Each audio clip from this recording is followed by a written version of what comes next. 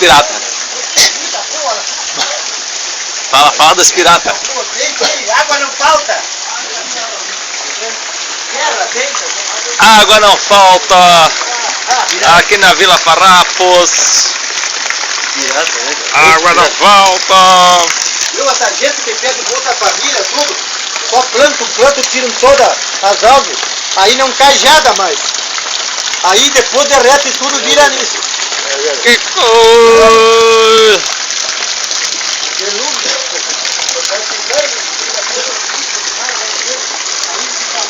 Enche São Miguel, Santa Rosa, aquela... A natureza, né? É verdade que eu disse aí. Ela vinha antigamente. Polo Norte aí tu tá roubado, Moreira. Em setembro, né? Em setembro ela vinha. Viu? 28, final de setembro agora. Viu? O Tá dia que vindo agora derreter a de geleira lá do Polo Norte e tudo e virar em água, tu não para mais. Mas é verdade. 1 metro e pouco que nós temos de altura, tu já era, tu tá super metro. Como é que é? Aí tu tá super metro já. A enchente de São Miguel era 28, 29 de setembro da década de 60. Hoje nós temos na década de 2013 a enchente de São Miguel de Santa Rosa. Está chegando hoje no Rio, ó. Atrasada. A natureza está chegando. Hein? A natureza está chegando ou a natureza está indo? A natureza está chegando. A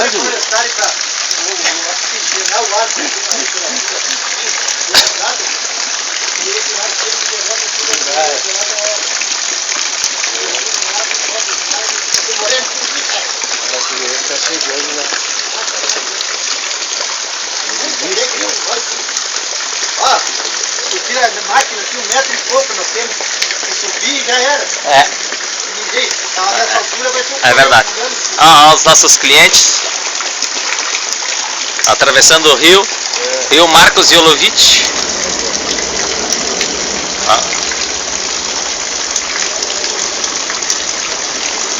Lá no beco X Não tem problema lá de água no Beco X? Não é da sai, você entra lá porque não tem como. Eu queria entrar lá ver se tá alagado. Pois é, e agora só de baixo, chamar o pirata ali, pirata tem um barco ali. Os piratas. Fala pirata.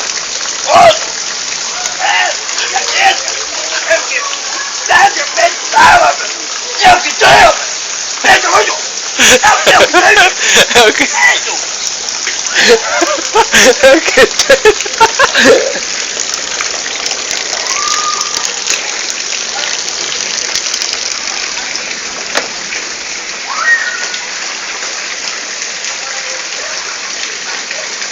Tá matando o que, os ratão? Aí que eu vou te dizer um poema, vou dizer do Jean Catano Brown. Tio Domingo, que é de lá onde vieram da África, ele, tio Domingo, esse da raça. Fui conhecer tio Domingo num comércio de carreira, golpeando as duas vileiras com a gaita correntina, nego da canela fina e aquele olhar de lampejo, como de tantos andejos, escravo da mesma sina, irmão do tio Anastácio, que mamou do mesmo cesto. Tio Domingo, nego preto, foi comprado em Daguri e se criou por ali, naquela imensidões, Galder entre os fogões, do velho Tacurubi. E Jatalu foi vendido e por 100 vezes de cria, pois o nego se vendia e comprava peso de ouro, marcado mesmo no couro, conforme o tipo e a idade, num pago onde a liberdade foi sempre o maior tesouro.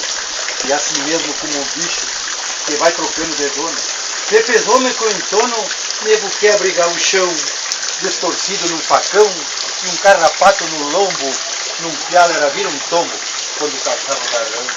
E foi mais um desses instantes, que a sorte leva por dentro, no repeche e no lançante, forcejando a vida inteira, para a final da canseira, por estrada disparelha, só ter marca nas orelhas, deixada pela rejeira. Mas vem a revolução, onde até nego tem vez.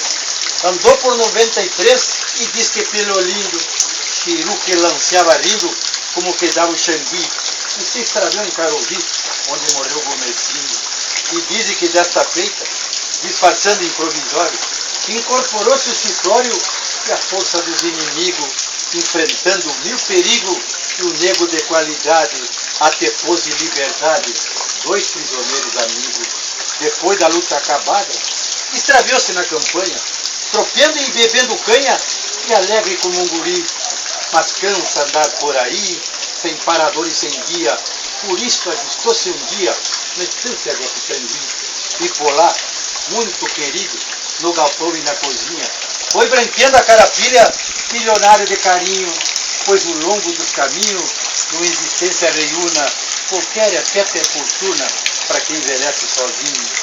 Pediu antes de morrer, enterrasse pilchado e botasse no costado uma meia de cachaça para esquentar a carcaça da viagem para outro pago, pois gaúcho sem um trago achava a maior desgraça. Negro velho, eu te bendigo, porque além de dormar foto, criaste o filho dos outros, como não criaste os teus, e peço a te dizer-te adeus, numa prece de campanha, que nunca te falte canha, na estância grande de Deus. Que coisa, avô! Viu? Que- Mas você tá com tudo tipo, aquele tipo, tiro. 60 anos agora, pô, né?